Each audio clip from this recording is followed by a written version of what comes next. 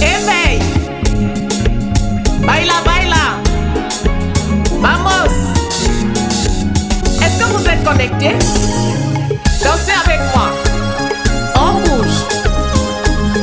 On bouge! Nous sommes là pour réveiller. Oui, nous sommes là pour réveiller. Bonjour à tous et bienvenue sur le plateau de Éveil. Je suis très ravie de vous retrouver aujourd'hui. J'espère que vous allez bien. Pour ma part, la joie du Seigneur reste ma force. Alors, nous allons continuer sur notre thème, sur notre verset de Proverbe 22 au verset 6. Instruis l'enfant selon la voie qu'il doit suivre et quand il sera vieux, il ne s'en détournera pas. Cette parole de Salomon, le sage, qui vient encore nous édifier, qui vient encore nous booster, qui vient encore nous bâtir. Alors, à la suite de la première vidéo, certaines interrogations ont surgi, ont fait face. Il y en a qui disent certainement MMW, mais on fait tout pour que nos enfants marchent dans la voie du Seigneur, mais on n'y arrive pas, ils n'y arrivent pas, on se bat comme on peut. Comment on peut faire, comment on peut réussir notre mission. C'est vrai, c'est pertinent ce que vous dites avec le monde d'aujourd'hui, avec la mondialisation, avec tout ce qu'il y a comme dehors, les réseaux sociaux, ainsi de suite. Mais je reste convaincue que si nous procédons, comme l'a dit un sage, Jean-Jacques Rousseau, l'éducation de l'enfant commence dès le berceau. C'est là où tout commence. Un enfant qui naît déjà dans cette atmosphère, un enfant qui, étant même dans le ventre, il entend déjà ses parents prier, il vit déjà la présence de Dieu, il vit dans les voies du Seigneur. Lorsque cet enfant va naître et que tu vas lui inculquer cette éducation, il ne fera que suivre. Et je dirais à certaines personnes, il y en a qui disent que non, nous on fait tout et quand nous on voit tout ce qui se passe et tout, nous on n'a même plus le courage de parler. Non, ou bien d'agir. Non, c'est une erreur. C'est déjà bien d'inculquer, d'éduquer son enfant. Maintenant, si lui, il se détourne de cette voie, toi, face à l'Éternel, toi, tu as déjà fait ta part, tu as accompli ta mission. C'est là où je veux nous amener aujourd'hui. Le tout n'est pas de s'asseoir et dire non, comme il en est ainsi, comme le monde est devenu comme ça ne vaut pas la peine ou alors c'est comme ça. Puisqu'aujourd'hui, on voit plusieurs parents qui adoptent déjà certaines mentalités comme quoi il y a des lois qui sortent, il y a des choses, des règles qui sont établies dans des sociétés. Peut-être qu'ils sont dans une société qui est différente de là où ils sont nés. Et puis, du coup, ils se laissent aussi emporter par toutes ces choses-là. Ça ne devrait pas être ainsi.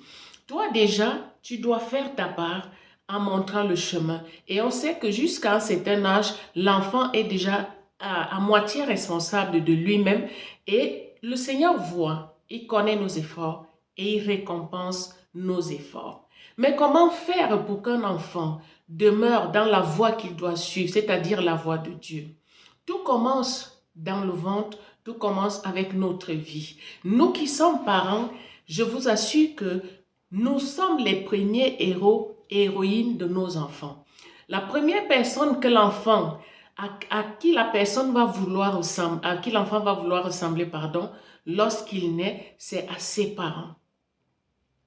C'est à ses parents.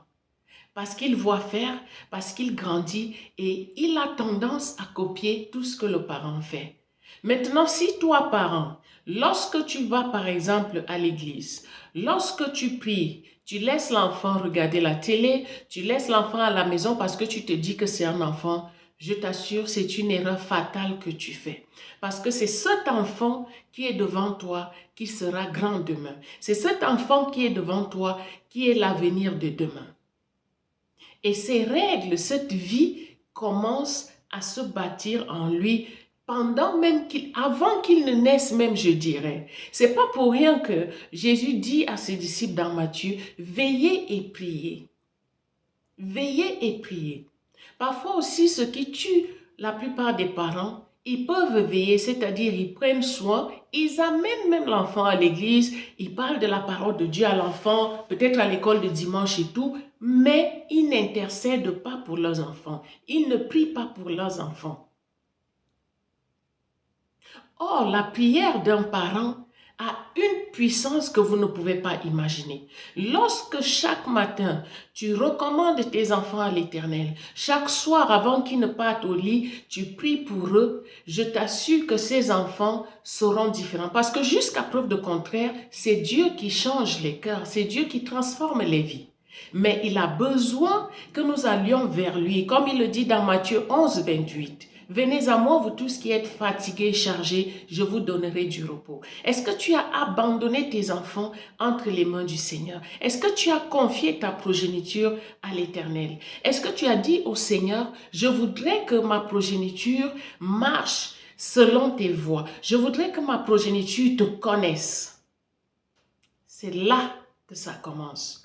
Plusieurs enfants qu'on voit extraordinaires, plusieurs enfants qu'on voit avec des valeurs ici dehors, parfois on se dit c'est seulement l'éducation. L'éducation seule ne suffit pas. L'éducation seule ne suffit pas. Aujourd'hui, la société tue l'éducation. Mais il y a une base solide qui ne meurt jamais, qui ne faillit jamais. C'est la crainte de Dieu. Si tu as réussi à instruire cela, si tu as réussi à communiquer cela à ton enfant, sois-en sûr que tu as réussi.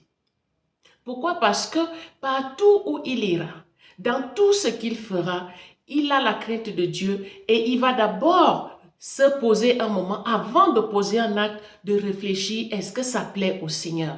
Ton enfant ne sera pas meilleur parce qu'il a peur de toi. Ton enfant ne sera pas meilleur parce qu'il a peur des punitions. La preuve, nous voyons des enfants qu'on fouette matin, midi, soir et ils répètent les mêmes choses.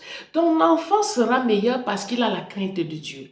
Parce qu'il sait qu'il aura des comptes à rendre au Seigneur. Parce qu'il sait que le Seigneur, à travers ses actes, il peut déshonorer le Seigneur. Voilà. Et c'est là la clé. C'est ça qui le rend meilleur. Mais si tu les gardes juste comme ça, tu te contentes du fait que tu les nourris, tu les envoies à l'église et puis à l'école de dimanche, ainsi de suite, il te sera très difficile d'atteindre tes objectifs. Prie pour tes enfants. Matin, midi, soir, confie-le au Seigneur. Seigneur, c'est toi qui m'avais donné ces enfants. Je les remets entre tes mains. Prie pour leur cœur, pour qu'ils connaissent Dieu. Parfois, certains parents entrent même en conflit avec des enfants alors que vous ne devrez pas le faire. Parce que ce n'est pas le conflit qui résout le problème. À force même de parler, à force même de lui crier dessus, à force même de le punir, l'enfant devient pire. Par contre, lorsque tu vas au pied du Seigneur, de celui-là qui t'a confié les enfants bien-aimés, de celui chez qui tu les as pris, lui-même, il sait quoi faire. Lui-même, il sait comment remédier à la situation. Alors, j'aimerais tout simplement t'encourager aujourd'hui à prendre conscience du fait que tes enfants, tu as des comptes à rendre au Seigneur.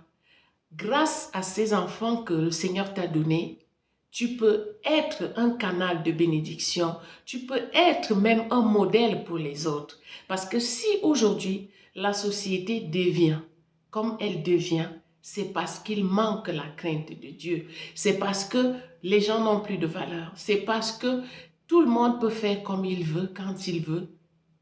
Et ça lui suffit. Par contre, tu es de ceux-là qui doivent faire, de ceux-là qui doivent mettre la pierre à l'édifice en bâtissant d'abord sur tes propres enfants. Mon nom est MMW. Je vous aime fort. À très bientôt. Éveil! Baila, baila! Vamos! Est-ce que vous êtes connectés? Dansez avec